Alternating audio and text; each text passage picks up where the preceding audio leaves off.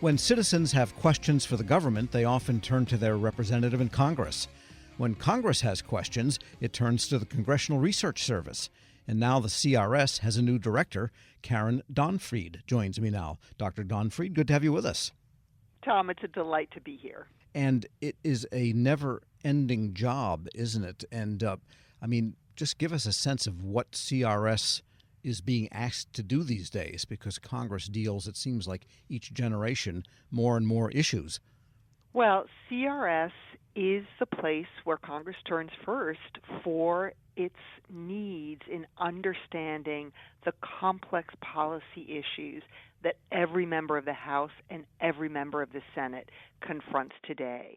So they could reach out to CRS for an in-person briefing, consultations. They could ask for a confidential memo on a topic. They could look at any of the many CRS reports that are not only available to members of Congress, but are also available to members of the public on a public website as well. So we try to use all kinds of different means to help members of Congress understand these challenging policy issues. I imagine artificial intelligence and anything connected with this new medium of social media and the whole online world is so different even than it was 5 years ago. And this has come before Congress in various contexts. Is that something that's in demand right now, that kind of research? Sure. There are lots of reports that we have on artificial intelligence. That is an area that will be with us surely for the coming years. We have new foreign policy challenges. If you look at the recent fall of the regime of Assad in Syria and what that means for the Middle East, the role of Iran. We have the ongoing war, Russia's brutal war against Ukraine. So there are a whole host of issues that are confronting Congress today, but then there are also these issues which are always present in the work of members, whether it has to do with health care for Americans, whether it has to do with Medicaid or Medicare, environmental policy. So whatever the issue is, there are experts here at the Congressional Research Service that are ready to share that knowledge in a nonpartisan and objective and confidential way with members. And give us a sense of the extent of the staff. And you sort of answered my next question, and that is, are they subject matter experts, because there's no limit to the people you'd need in some sense in that case, or are they experts in finding out things, in being able to distill from research that they go ahead and do?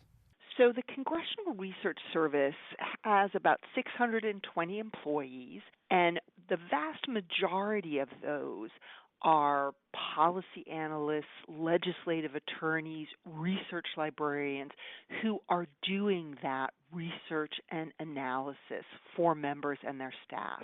And then the rest of the organization is folks who are involved in publishing that material, in supporting the research that is done here, editorial staff, production staff, administrative staff. All of these folks who comprise the Congressional Research Service are fundamental for the work that we do. And in conducting complex research, there are many, many federal sources from the agencies have extensive material on different topics, and then there's the Library of Congress. How much work are you able to do just looking at what's already available throughout the government, let alone from the public sources? So we absolutely work with our partners in the executive branch and also at the state level, at the level of sometimes at the constituent level, to answer these questions for Congress. So there are many sources we turn to. It is not that the Congressional Research Service is the primary source in answering many of these questions. We have experts who know an issue extremely well, take AI, and they are going to understand from their own backgrounds what the key elements of that issue are. They will be up to speed on every piece of legislation that has been introduced in Congress on AI. They will know the external sources that they would consider objective, that they will rely on for their work. So yes, members of Congress and staff are going to rely on the experience of those CRS analysts and attorneys and librarians for the answers that we produce. Right. I guess we should point out you are part of the Library of Congress. I guess that did make that clear. That is correct. So we are part of the Library of Congress. We do have an independent budget from Congress, but we very much benefit from being part of what is the largest library in the world. So it's a wonderful place for us to be situated. And of course, we are right across the street from the Capitol and from House office buildings, and just a walk across the hill from all of the Senate offices. We're speaking with Dr. Karen Donfried. She's the new director of the Congressional Research Service. And you've toggled a little bit between the congressional and executive branches, recently arriving from State Department, where you were Assistant Secretary of State for European and Eurasian Affairs. Tell us more about yourself and what you bring to this, and kind of an interesting career. So, Tom, for me, becoming director of the Congressional Research Service, I stepped into this role in September, I should say, so I'm almost at my 3-month anniversary, represents a wonderful professional homecoming, because I started my career right out of graduate school as a Europe analyst here at the Congressional Research Service. I worked at CRS for 10 years and then went to the nonprofit sector. I was at the German Marshall Fund of the United States. I've served in various executive branch functions. I also have had the opportunity to spend some time at Harvard University as a senior fellow. You asked specifically about my role at the State Department, where I, from 2021 through 2023, was the Assistant Secretary of State for Europe and Eurasia, as you mentioned.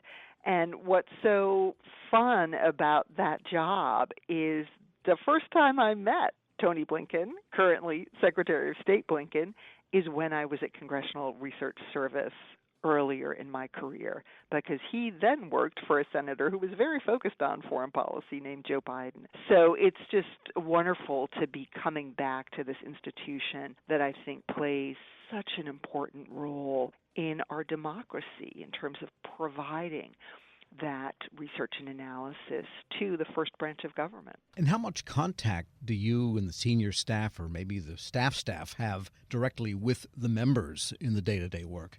So it depends on what your role in the organization is. When I worked here as a Europe analyst, most of my contact was with key congressional staff members. I would say in my first 2 years at CRS as an analyst, I was doing a lot of writing. I was writing reports, and there were different kinds of reports at the time, answering requests that came in through the main request system. But then once you sort of hit 2 years, congressional staff get to know you.